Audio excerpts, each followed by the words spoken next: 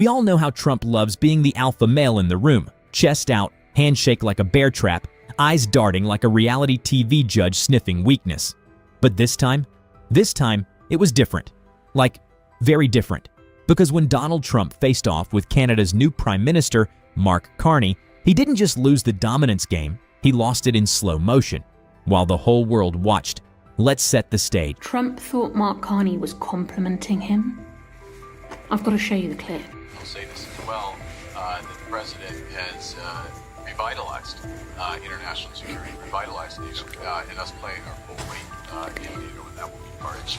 And they have. When he says revitalise NATO, he means everyone has realised how batshit insane Trump is, and so therefore we're not relying on the US for anything, and therefore we have to, do more around our own defence. That's what he means by revitalised.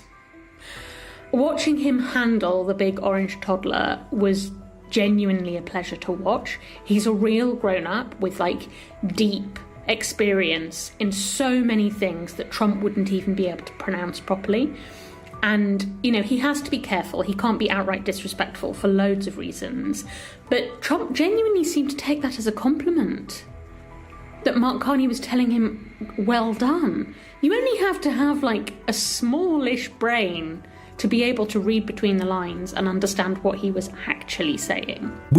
Mark Carney's facial expressions and body language when Donald Trump is yimmering off on some nonsensical rant is the joy I needed today.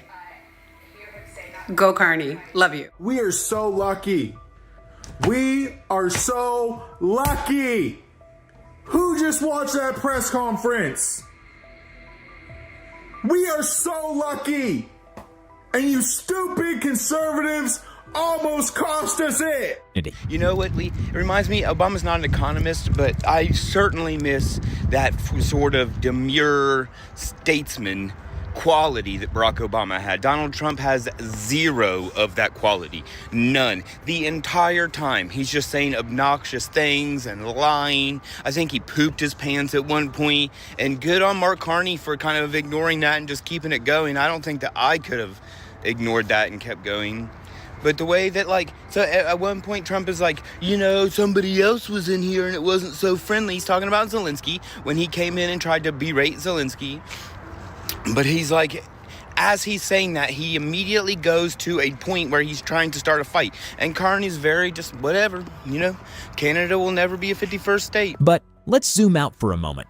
This wasn't just a viral moment or a diplomatic burn. It was a masterclass in leadership contrast. Trump represents the politics of spectacle, loud, brash, full of slogans and empty calories. Carney, on the other hand, brought a different kind of power to the room: competence, calm, and cold economic data. When Trump tried to paint Canada as dependent on the US, Carney reminded him, gently but firmly, that Canada is the largest trading partner of the United States. Not a burden, not a tag-along, a client, a buyer. Someone America actually needs. And you could see Trump's face stiffen, like a man realizing mid-game that he's losing on points. But here's where it gets deeper. This meeting wasn't just about Canada and Trump, it was a microcosm of a global shift, a referendum on what leadership looks like in 2025. After years of populist puffery and chest-thumping nationalism, the world is relearning a lesson many forgot. Real strength is quiet. It's steady. It listens more than it talks. And it doesn't need to dominate a handshake to win the room.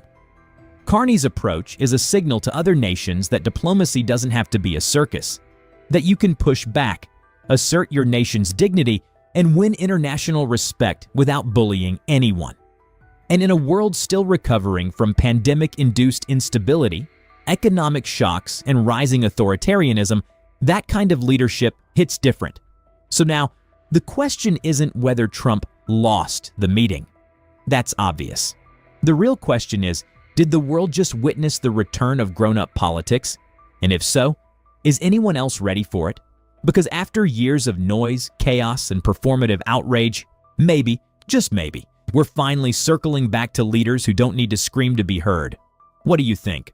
Are we done with strongman theatrics, or is Trump's alpha routine still selling tickets? Let us know in the comments, and if you want more stories where global moments meet sharp storytelling, hit that subscribe button and stay tuned. Something even bigger might be coming next, Canada. So, naturally, Trump came in hot. Holy shit. This is how the meeting with Prime Minister Mark Carney started.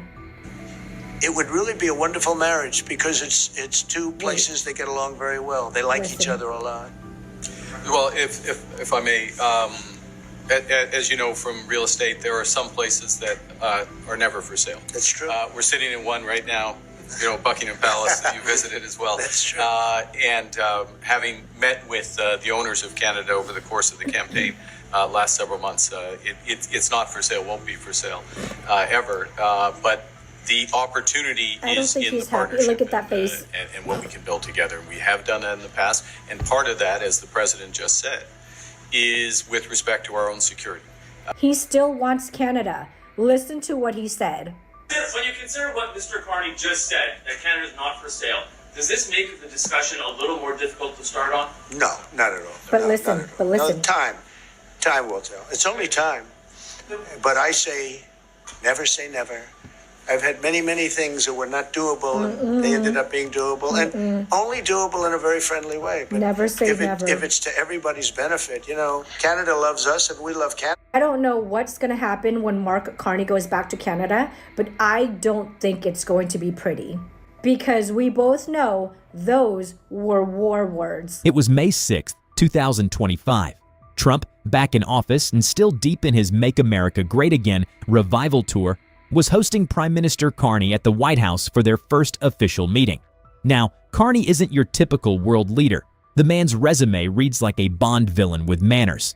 Former governor of the Bank of England, ex-Bank of Canada boss, economic heavyweight, and now, somehow, the calm, collected Prime Minister of...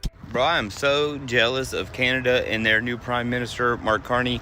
One, my degree is in economics. So seeing an economist that sort of like matter of fact, straight down the road, to the point, kind of like calm personality, god dang it.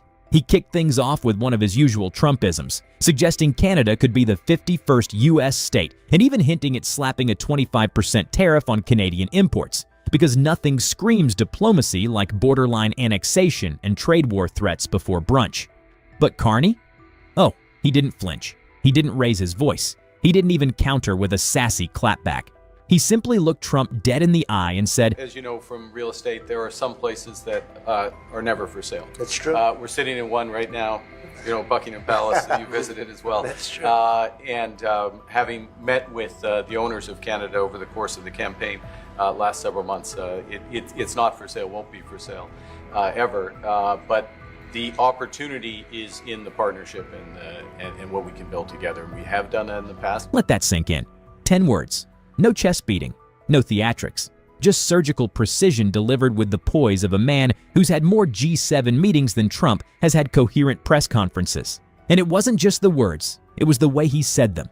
Calm, unbothered, like a teacher correcting a child who just tried to sell the school playground to a vending machine company. Carney didn't match Trump's energy.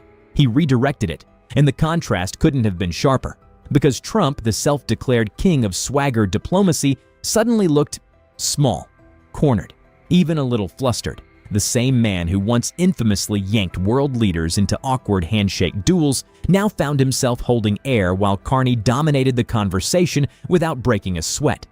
And the internet noticed. Hard. Is it just me, or is anybody else super proud that they voted for Mark Carney to have him speak for us today? Because the way he said ever. True class in the face of an absolute buffoon. God.